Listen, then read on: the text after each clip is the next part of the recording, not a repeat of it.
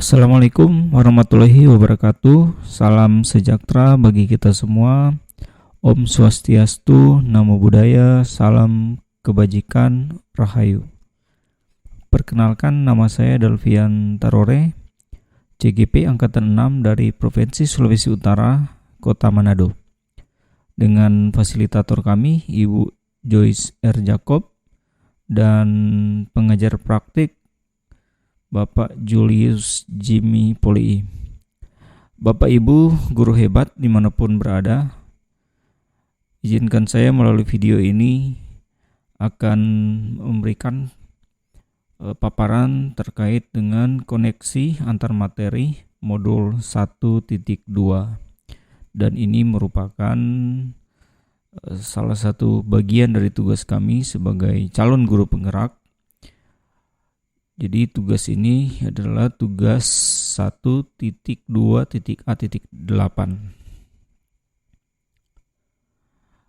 Bapak Ibu guru hebat,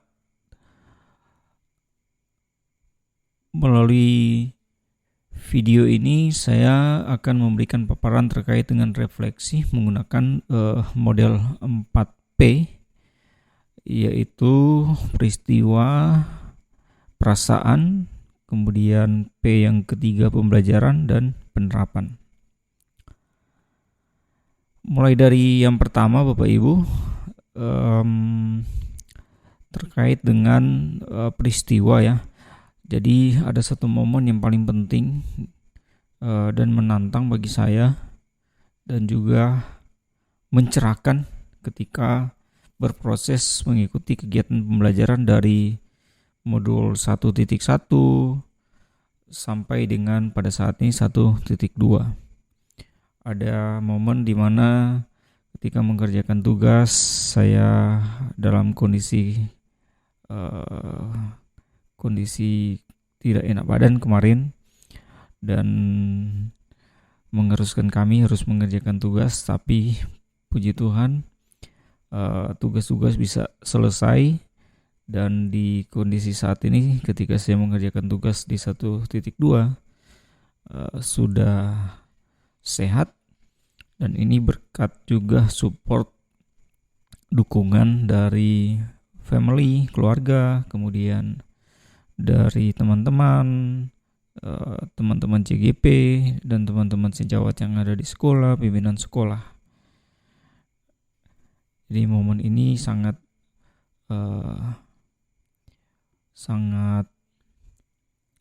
menjadikan pengalaman yang berharga ya bagi saya ketika mengikuti pendidikan guru penggerak. Kemudian terkait dengan perasaan Bapak Ibu guru hebat, sebelum saya mengikuti kegiatan pendidikan guru penggerak, saya berpikir bahwa akan menambah tugas dan beban bagi saya karena dengan banyaknya tugas-tugas Bapak Ibu. Namun setelah saya mempelajari modul 1.1 tentang refleksi filosofi pendidikan Keja Dewantara, kemudian saat sekarang di modul 1.2 tentang nilai dan peran dari guru penggerak, ada banyak hal yang saya bisa peroleh, di mana sebagai pendidik tidak hanya sekedar mentransfer ilmu pengetahuan kepada murid, tapi harus mengerti juga kebutuhan murid sesuai dengan minat dan bakat murid, dan juga harus menjadi penuntun bagi murid agar nilai budi pekerti menjadi lebih baik sesuai dengan yang diharapkan. Jadi murid menjadi lebih baik, kemudian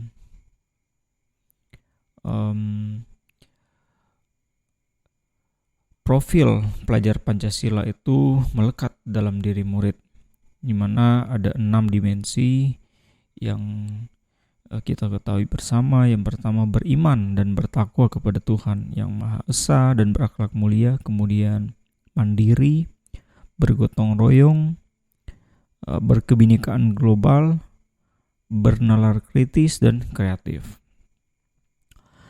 Bapak Ibu calon guru penggerak dan juga teman-teman guru hebat dimanapun berada, saya sangat bersyukur dapat kesempatan mengikuti kegiatan pendidikan calon guru penggerak. Melalui kegiatan ini juga saya bisa berkolaborasi dengan sesama CGP yang hebat, yang saling mensupport. Di samping itu kami didampingi oleh fasilitator dan pengajar praktik yang luar biasa. Kemudian Bapak Ibu, terkait dengan pembelajaran, ada banyak hal yang bisa menjadi pembelajaran bagi saya sampai di modul 1.2 ini, di mana membuka wawasan berpikir saya bahwa pemikiran Ki Hajar Dewantara tentang pendidikan sangat erat kaitannya dengan nilai dan peran seorang guru penggerak. Menurut Ki Hajar Dewantara, pendidikan yaitu tuntunan di dalam hidup tumbuhnya anak-anak. Adapun maksudnya, pendidikan itu menuntun segala kekuatan kodrat yang ada pada anak-anak itu agar mereka sebagai manusia dan sebagai anggota masyarakat dapatlah mencapai keselamatan dan kebahagiaan yang setinggi-tingginya. Nah, filosofi Ki Hajar Dewantara terkait pendidikan ada beberapa poin, yaitu pendidikan itu menuntun, kemudian berpihak pada murid, dan harus sesuai dengan kodrat alam dan kodrat zaman. Yang berikutnya, budi pekerti dan bermain. Di samping itu, saya juga bisa mempelajari di sini ada 5 kebutuhan dasar manusia, di mana kelimanya itu yang pertama, kebutuhan untuk bertahan hidup. Kebutuhan ini bersifat fisiologis. Untuk bertahan hidup, misalnya makanan, kebutuhan akan pakaian, istirahat, tempat berlindung, kebutuhan akan keamanan, kesehatan. Secara sederhana, itu dapat dipenuhi dengan makan, tidur, olahraga, memberikan perlindungan. Kemudian kebutuhan yang kedua, kasih sayang dan rasa diterima. Kebutuhan ini termasuk kebutuhan psikologis seperti rasa diterima, rasa dipedulikan, kemudian berbagi, bekerja sama, menjadi bagian dari suatu kelompok, dikasihi dan mengasihi, disayangi dan menyayangi. Kebutuhan ini erat kaitannya dengan hubungan dan koneksi sosial, Bapak Ibu. Kebutuhan untuk terhubung dengan orang lain, dengan teman, keluarga, pasangan, rekan kerja, atau kelompok, dan bahkan dengan binatang peliharaan. Kebutuhan ini biasanya dapat dipenuhi melalui ketulusan dan kehangatan hubungan dengan keluarga, teman-teman, kelompok, atau ada klub juga, bahkan guru-guru, konselor maupun coach. Kemudian yang ketiga, kebutuhan akan kekuasaan dan penguasaan. Kebutuhan ini berkaitan dengan kebutuhan seorang untuk mencapai sesuatu, menjadi kompeten, menjadi terampil, memimpin atau berprestasi, diakui dan didengar. Kebutuhan yang ketiga ini terkait dengan kekuasaan dan penguasaan itu meliputi harga diri, keinginan untuk dianggap, dan meninggalkan pengaruh. Nah, Bapak Ibu guru hebat, kebutuhan ini dapat dipenuhi melalui kegiatan-kegiatan seperti proyek, hobi, tugas sekolah yang menantang, yang kontekstual, yang relevan, kemudian belajar menjadi orang yang kuat, kemudian membuat pilihan positif, dan bekerja. Kemudian yang keempat Bapak Ibu, terkait dengan kebebasan atau kebutuhan akan memilih. Kebutuhan untuk bebas ini adalah kebutuhan untuk mandiri, otonom atau memiliki pilihan, mengembangkan daya lenturnya, dan mampu mengendalikan arahnya sendiri. Nah, kebutuhan ini terkait dengan kebebasan untuk memilih dan membuat pilihan. Kebutuhan untuk bergerak misalnya, kebutuhan untuk mencoba-coba, mengeksplorasi hal-hal yang baru dan menarik. Pemenuhan kebutuhan ini dapat dilakukan dengan menyediakan variasi atau waktu senggang, memberikan ruang untuk jadi diri sendiri yang merdeka, serta liburan juga bisa. Kemudian yang kelima terkait dengan kebutuhan akan kesenangan, kebutuhan untuk merasa senang gitu. Nah, kebutuhan ini adalah kebutuhan untuk mencari kesenangan, humor atau bermain atau bersenang-senang atau bergembira, antusiasme, kemudian tertawa. Nah, menurut Glasser dia menghubungkan kebutuhan ini dengan belajar. Nah, menurutnya dengan bermain kita sekaligus mempelajari banyak keterampilan hidup yang penting. Nah, biasanya kebutuhan ini juga dapat dipenuhi dengan menyediakan tantangan atau gurauan dan pembelajaran yang bermakna. Itu ada 5 poin Bapak Ibu terkait dengan kebutuhan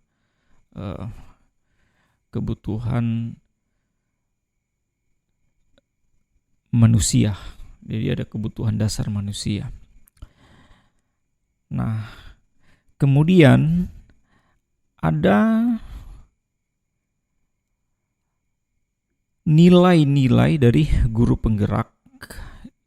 Jadi nilai yang pertama yang saya pelajari dalam modul 1.2 ini adalah berpihak pada murid. Yang dimaksud berpihak pada murid adalah nilai yang sebenarnya kita sudah dibahas di modul 1.1 yang menjadi filosofi utama dari Ki Hajar Dewantara, di mana mensyaratkan guru penggerak untuk selalu bergerak dengan mengutamakan kepentingan murid, berpihak pada murid. Jadi segala hal yang guru penggerak lakukan harus bergeser dari pemuasan kepentingan diri sendiri maupun pihak lain menuju pada kepentingan pembelajaran murid. Jadi guru penggerak yang memiliki nilai ini akan selalu berpikir mengenai pertanyaan utama yang mendahulukan muridnya. Nah, ada beberapa pertanyaan seperti apa yang murid butuhkan? Kemudian apa yang bisa saya lakukan agar suasana belajar dan proses pembelajaran ini lebih baik? Kemudian pertanyaan berikutnya, bagaimana saya dapat membuka lebih banyak kesempatan bagi anak untuk mewujudkan dunia yang mereka idamkan? Nah, dan lain-lain sebagainya. Jadi pertanyaan-pertanyaan ini yang bisa sebagai guru penggerak harus tanyakan dalam diri sendiri. Kemudian nilai yang kedua adalah mandiri. Nah, nilai mandiri ini secara sederhana menggambarkan semangat dari guru penggerak untuk terus belajar sepanjang hayat. Nah, ini juga berarti seorang guru penggerak harus senantiasa memampukan dirinya sendiri dalam melakukan aksi serta berkenan mengambil tanggung jawab dan turun tangan untuk memulai suatu perubahan. Yang ketiga, Bapak Ibu, nilai reflektif. Reflektif layaknya adalah model mental yang diharapkan untuk menumbuh pada guru penggerak, di mana mereka senantiasa memaknai pengalaman yang terjadi di sekelilingnya, baik yang terjadi pada diri sendiri maupun pada pihak lain secara positif, apresiatif, dan produktif. Kemudian proses mewujudkan profil pelajar Pancasila pada diri sendiri sebagai guru penggerak dan menuntun perwujudan pada murid merupakan perjalanan yang penuh variasi dan pengalaman-pengalaman. Nah, pengalaman-pengalaman ini boleh jadi akan menimbulkan kesan positif maupun negatif. Dengan mengamalkan nilai reflektif, Bapak Ibu guru hebat, jadi guru penggerak itu memanfaatkan pengalaman-pengalaman tersebut sebagai pembelajaran untuk menuntun dirinya, menuntun murid, dan teman sejawat dalam menangkap pembelajaran yang positif, sehingga mampu menjalankan perannya dari waktu ke waktu. Guru penggerak yang reflektif tidak hanya berhenti sampai rencana, tetapi mereka juga bisa mengejawantahkannya dalam tindakan nyata sebagai perbaikan yang perlu dilakukan.